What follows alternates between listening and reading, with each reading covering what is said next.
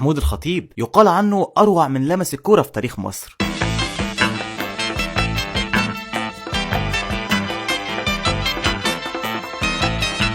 ومعظم لاعبين مصر النجوم كان بالنسبة لهم الخطيب ده الملهم بتاعهم. قال عنه صالح سليم: أنا لما بشوف الخطيب بحس ان انا بتفرج على بيليه. لما كان الخطيب يبقى راجع مثلا من اصابه وماتش الاهلي وهو مش هيبدا، الناس اللي بتسمع الماتش في الراديو زمان كانوا بيعرفوا ان الخطيب قام هيسخن بس من هتافات الجمهور.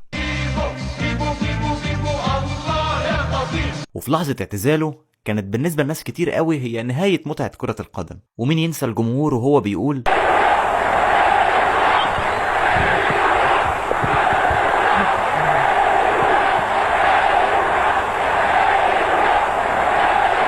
في صناعة الأهداف الخطيب بدايته كانت مهاجم، ولكن مع كثرة الإصابات الخطيب بقى بيلعب متأخر، يعني صانع ألعاب. وبشهادة الجميع إن أول لما الخطيب يستلم الكرة بيكون كل واحد جاهز وعارف إن هيتبعت له جون ما يضيعش. وسام عربي، محمود الخطيب، محمود الخطيب بالعالي، وسام حسن.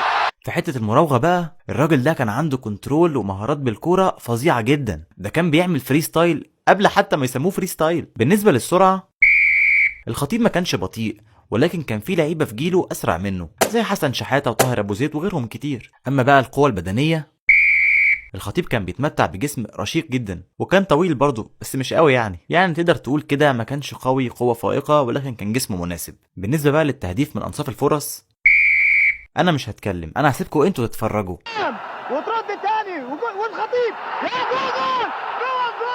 ده اول واحد خلانا نتاكد او نعرف ان احنا ممكن نحط جون من على خط الجون. الخطيب يا جماعه كان رائع جدا، بس احنا اللي ما عصرناهوش. يا ريت اللي حضر الراجل ده في عزه يحكي لنا ويقول لنا كان عامل ازاي. وفي النهايه انت شايف الخطيب اعظم لاعب في تاريخ مصر ولا واحد من اعظم اللاعبين؟ ولو لك راي تاني اكتبوا لنا في كومنت.